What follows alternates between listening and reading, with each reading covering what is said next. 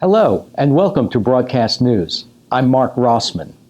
On this week's edition, you will hear about an incident involving a child and a stranger, Marlboro Day, and a fundraising event in Manalapan.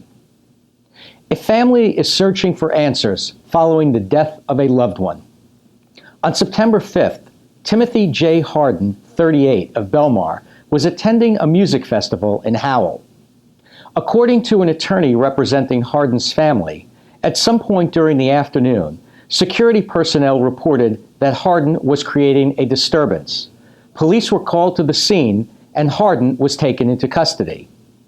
This week, a spokesman for the Monmouth County prosecutor told Greater Media newspapers that Harden was transported by ambulance to Jersey Shore University Medical Center, where he was pronounced dead shortly after being taken from the music festival.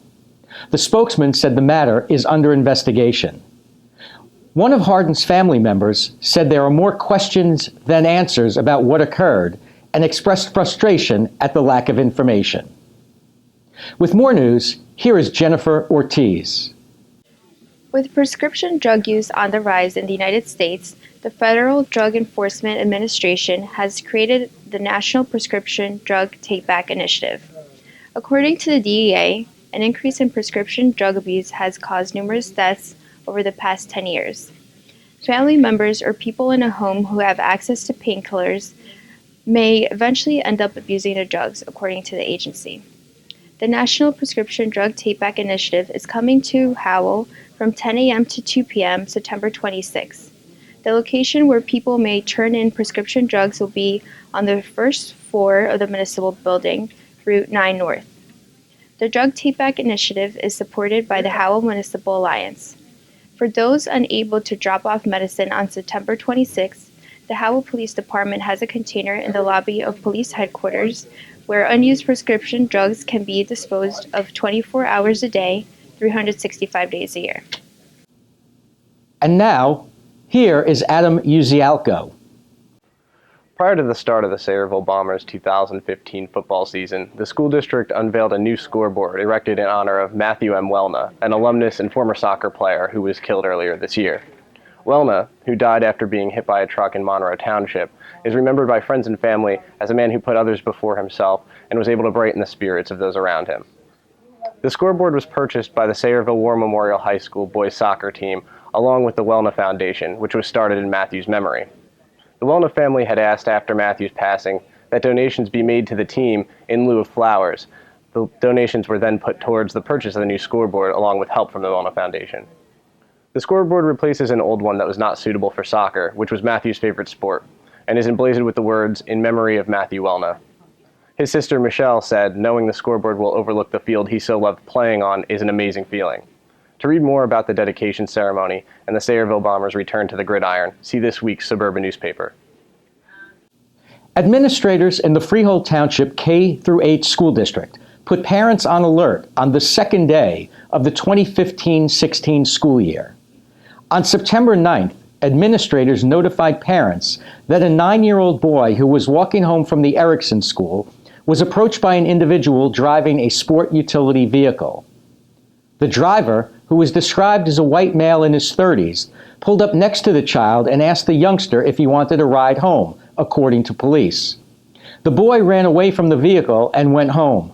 Police were contacted by his parents. The incident occurred between the Erickson School, which is on Elton Adelphia Road, and Woodstock Lane. The Freehold Township School District does not provide busing for all pupils. District administrators said police have increased their presence at local schools. The 4th annual Step Up for Sarcoma 5K run and children's race will be held at the Manalapan Recreation Center on September 27. The morning's activities will raise money for sarcoma research at Memorial Sloan Kettering Cancer Center in New York City.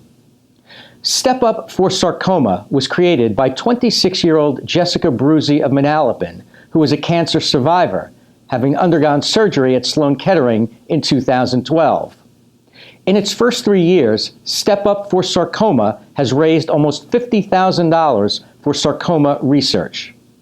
Registration on the day of the event will be held from 8 to 9:30 a.m. at the Manalapan Recreation Center. For more information, visit stepupforsarcoma.com. And now, here's Tim Morris with local sports.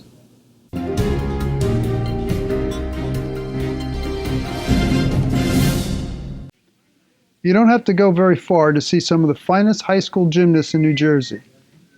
The Freehold Regional District is loaded with Colts Neck, Marlboro, Howell, and Freehold, all division champions last year, expected to compete on the state level again this fall. In Howell's Monica Servideo, now a junior, and Marlboro sophomore Melissa Astorita, the district has two serious contenders for state individual all-around crowns.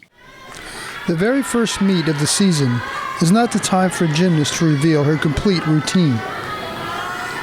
That's something that will be perfected as the campaign goes along. And gymnasts may add or even drop different elements to the routines, and they're always trying to polish things up for their artistry. Here, Howell's Monica Servideo shows her form on the uneven bars. It may be the first meet for her, but she looks in mid-season form.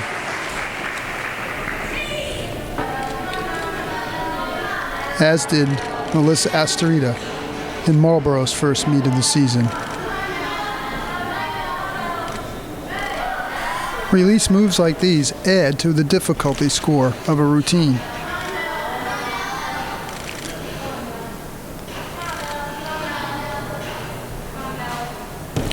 First or last meet of the season, gymnasts want to stick the landing. The balance beam is always the greatest challenge for the gymnasts. Maintaining your balance on the 4-inch wide beam is difficult enough when just trying to stand on it, let alone trying to jump or do backflips. Mastering this difficult apparatus is the biggest reason that Servideo and Astorita rank among the best in the state.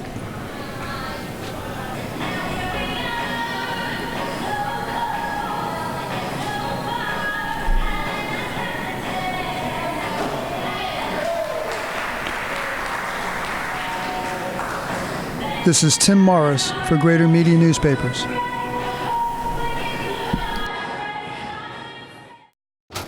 In sports, every battle comes with a start time. But our battles don't begin with a coin flip, and they don't end when the whistle blows. Our opponents, wind, rain, time, and chance, are always present. We wage a battle against darkness, against powerlessness. We're fighting right now. A team of more than 9,000. And if you don't notice us, that means we're winning. With more news, here is Kathy Chang. As the new school year kicks off, Old Bridge school officials hope the district-wide Pay It Forward campaign will spread like wildfire. Assistant Superintendent Kathleen Hoker said with the district made up of 800 teachers and approximately 1,700 students, they can make a huge impact not only in New Jersey but across the world. Also in Seabright, the former Key restaurant along Ocean Avenue, which was damaged by Superstorm Sandy in 2012, had been vacant for years. It will now be demolished and a banquet hall providing small venue events with views of the Shrewsbury River and the Atlantic Ocean on the first floor and 3 residential apartments on the second floor will be constructed in its place. For more information on these 2 stories, visit gmnews.com. Here is Peter Alakwa. The 32nd Annual Marlboro Day will be held on September 20th at the Municipal Complex on Windcrest Road from noon to 5 p.m. Upwards of 150 vendors will be at the event selling goods and promoting local services. There will be food, rides, and stage performances from local performers.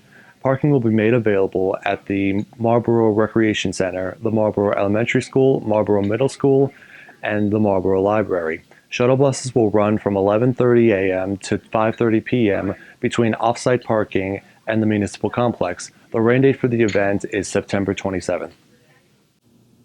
Thank you for joining us. Please visit gmnews.com next week for a new edition of Broadcast News.